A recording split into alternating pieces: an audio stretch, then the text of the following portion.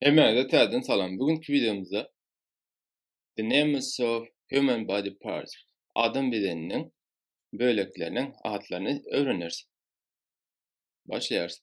Head, kelle, forehead, mangay, ear, kulak, eye, göz, nose, burun, cheek, yanık, mouth, ağız,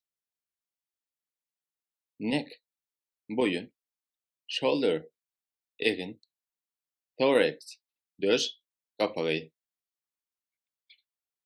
chest,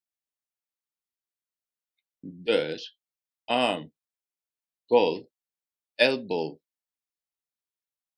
tirsek, umbilicus, göbek, abdomen, karın, thumb, baş parmak, hand, el, finger, parmak, yani bu elin parmakları dostlar, thigh, but, knee, diz, leg, ayak, foot, ayağın aşağı bölümü, yani ayak uç ya da davan, toes, ayak parmakları, tongue, dil.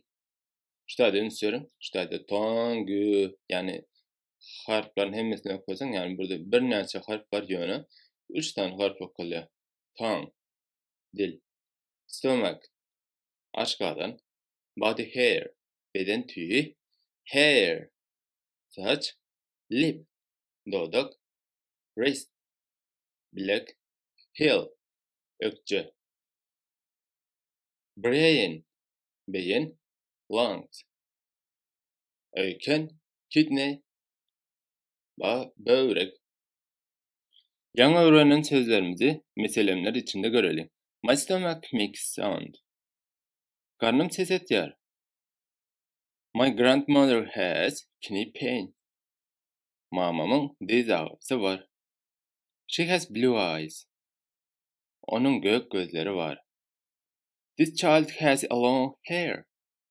Bu çağanın uzun saçı var. The brain controls a human body. Beyin, insan bedenini dolandırıyor. Everyone has got 10 fingers. Her kişinin 10 tane parmağı var. I have stomachache. Karnım ağrıyor. Bu videonun da sonuna geldik dostlar. Ne bir sorunuz var olsa bana Instagram'dan ya da Twitter'dan gözlep tapıp yazabilirsiniz. Gördüğünüzde görüşürüz. Bye.